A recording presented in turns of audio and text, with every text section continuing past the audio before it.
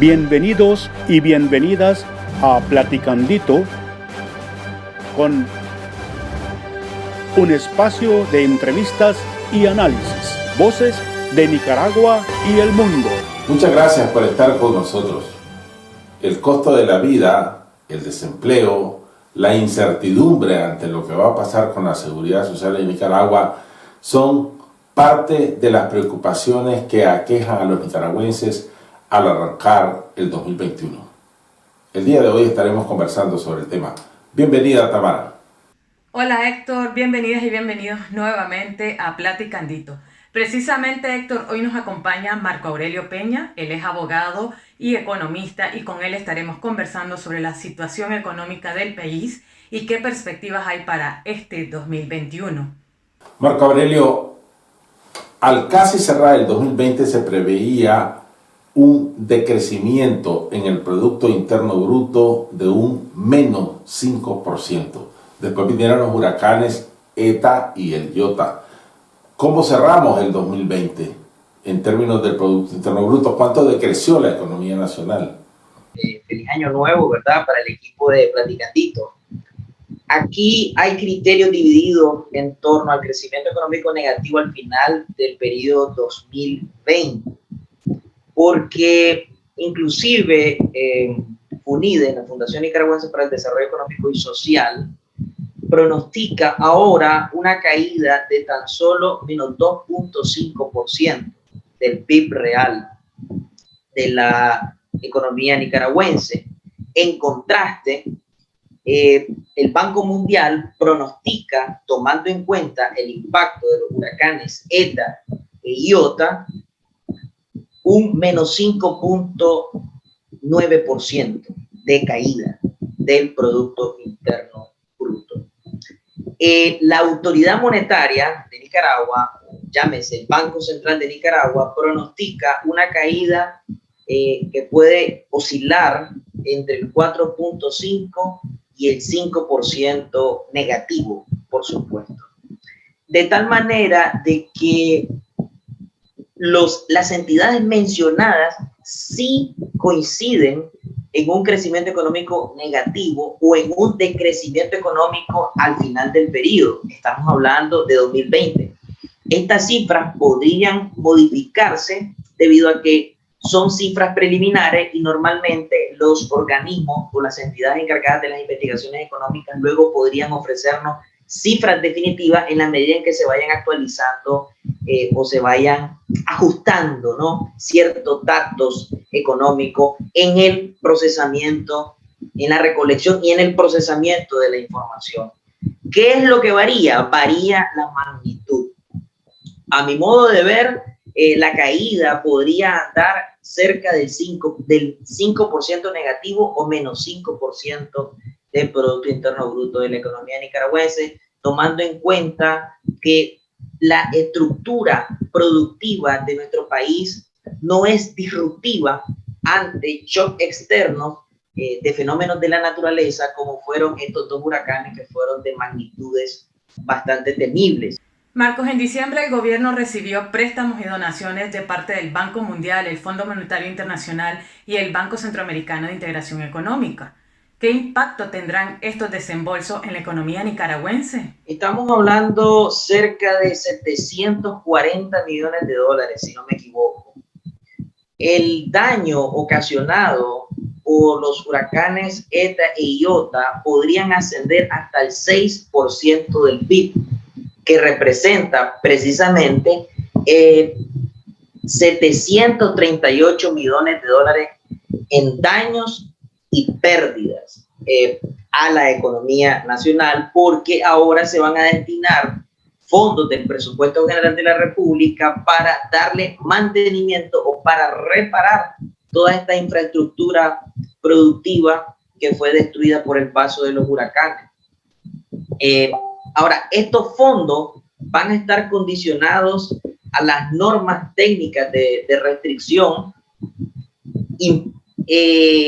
establecidas por los organismos financieros internacionales como el BCE, como el FMI o como el Banco Mundial, puesto que recordemos que el gobierno o varios funcionarios del gobierno de Nicaragua están sancionados por el Departamento de Estado de los Estados Unidos de América, y esto a su vez condiciona a la Banca Internacional de Desarrollo, a los organismos financieros internacionales que prestan o facilitan créditos concesionales para que los países con estos fondos los inyecten a sus respectivas economías y financien programas de inversión social, programas de desarrollo. Entonces, ahora, ¿cuál vendría a ser el impacto de estos fondos? Va a ser un efecto de mitigación, dado que las demás variables macroeconómicas no las veo que vayan a tener una mejoría significativa. Porque tú puedes colocar recursos, pero has tenido caídas en los últimos 3 periodos, contando desde el 2020. Recordemos que hubo una caída del menos 4% en 2018, del menos 3.9% en 2019, y ahora con las cifras que ya ofrecimos sobre la caída del crecimiento en este año. Eso quiere decir que no se ha recuperado la confianza de parte de los consumidores y de los empresarios. Todavía sigue aumentándose los costos sociales producto de la crisis económica, que a su vez está siendo determinada por una crisis sociopolítica. Recordemos, para poner en contexto, de que nuestra crisis económica es de desconfianza, de inseguridad y de incertidumbre. Incertidumbre porque no sabemos lo que va a pasar el día de mañana, porque las expectativas racionales son negativas en términos de producción, consumo, inversión y ahorro. Entonces, estos fondos van a ser prácticamente de mitigación para tratar de reducir brechas en las finanzas públicas, porque recordemos que ha habido caídas en la recaudación, porque la reforma tributaria a partir de 2019 ha sido contracíclica, y lo que va a permitir es que la economía no colapse a una tasa mayor, es decir, no vaya cayendo a una velocidad que podría ser mucho mayor, sino que logre contener de tal manera que o logre un crecimiento cero, o la contracción va disminuyendo, o podría causar una ligera recuperación que podría andar mayor que 0 y menor que 1%. En el 2019, ya en recesión, el gobierno aplicó una reforma tributaria. ¿Qué impacto tuvo?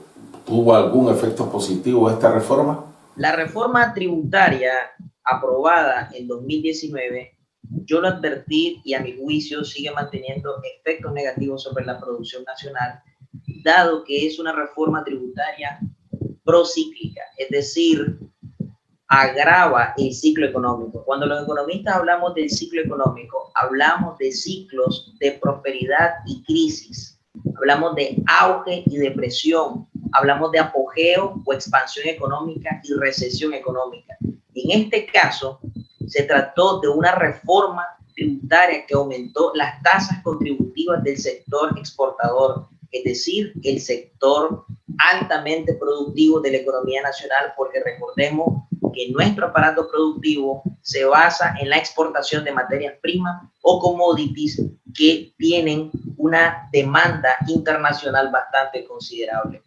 En este sentido, los impuestos vienen a desincentivar el espíritu de empresa, vienen a desestimular la producción nacional, y es un principio en la literatura económica que la fijación de impuestos debe procurar a una tasa óptima que se puede calcular de acuerdo a un análisis de escenario, y no deben perjudicar la producción nacional en tanto hayan objetivos de recaudación para la financiación del gasto público. A mi juicio, lo reafirmo, es una reforma tributaria procíclica, y eso ha impedido de que la economía levante cabeza, al menos desde el punto de vista técnico tributario, por cuanto hay una crisis sociopolítica subyacente que no permite que haya una confianza que se transmita hacia los agentes económicos y que cambien sus expectativas negativas de futuro. ¿Cuáles son las perspectivas para este 2021? ¿Y qué papel han jugado las remesas familiares en la economía nicaragüense? En 2021, hablando de perspectivas económicas para el 2021, FUNIDES, por ejemplo, prevé una recuperación del 1.1%. El gobierno espera una recuperación entre el 0.5 y el 1%, es decir, ambas entidades coinciden en una ligera recuperación económica, lo que pondría fin, según este pronóstico, a 3 periodos consecutivos de recesión económica. Y aquí hacemos la aclaración de recesión económica y no depresión económica, porque hay que tener mucho cuidado con el diagnóstico. La depresión económica supone una caída del empleo mucho más grave, que en las crisis que estudiamos en la literatura económica andan entre el 20 y el 25% de la tasa de desempleo, registran una espiral hiperinflacionaria o una espiral deflacionaria, es decir, un descontrol de precios, y esto a su vez hace que el valor de la moneda se desplome. Esto opera como un cáncer al poder adquisitivo de la gente y va provocando otras distorsiones. Entonces aquí hay que tener mucho cuidado y hablamos de recesión económica.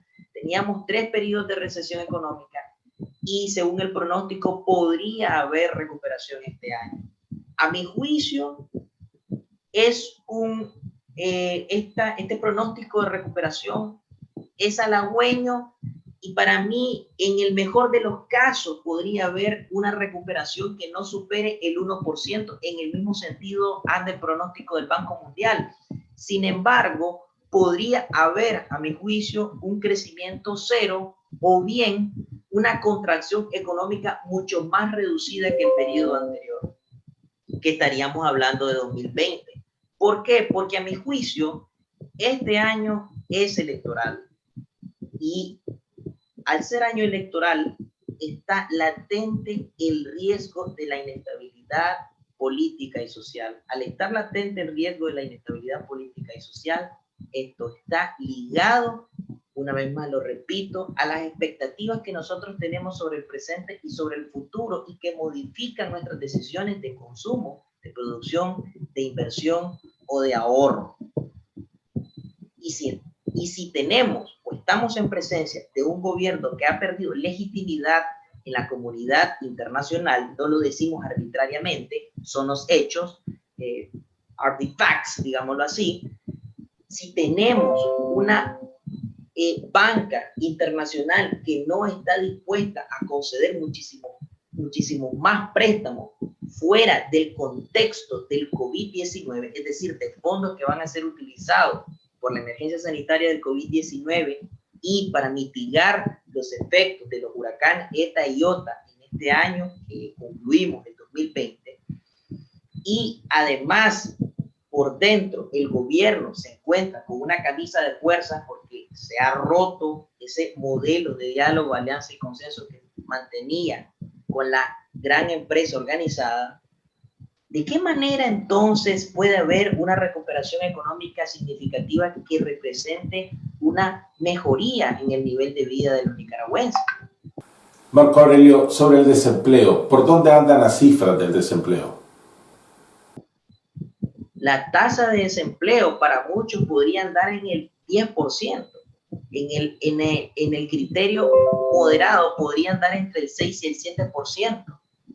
Lo cierto es que ha habido cierre de empresas, han habido despidos masivos, ha habido reducción en las jornadas de trabajo, ha habido disminución en los niveles de producción y de productividad. Todo esto, por supuesto, tiene sus propias repercusiones en cuanto al empleo y, por supuesto, al haber menos empleo, hay una restricción del ingreso individual y familiar y, por supuesto, a su vez, la demanda de bienes y servicios se tiene que limitar a esto. Recordemos que el año pasado el salario mínimo se mantuvo congelado. Sin embargo, hemos registrado ciertas variaciones de precios que tienden a aumentar el nivel general de precios, es decir, la inflación que había oscilado entre el 6 y el 7%. Y a pesar de que se mantiene una inflación moderada, es decir, no estamos hablando de una inflación galopante, no estamos hablando de una hiperinflación, no deja de haber una pérdida en el poder adquisitivo de los nicaragüenses. Y esto lo pueden confirmar aquellas personas que se han tenido que ir al exilio, que han vuelto y que no han logrado ubicarse en la población ocupada o la población empleada, las personas que perdieron su trabajo y han caído en el submundo del empleo o del empleo informal, que regularmente es un empleo de baja productividad, de baja competitividad, de baja tecnología y de baja remuneración. Además de que estos empleos tenés a una gran cantidad de personas. Recordemos que el empleo informal representa entre el 60 y el 70% de la estructura del mercado laboral nicaragüense. Estamos hablando de personas que no están aseguradas ante las contingencias laborales, como las enfermedades profesionales y los accidentes de trabajo, y gente que no está pagando impuestos y no aporta a la seguridad social. Entonces el dinero no se está moviendo.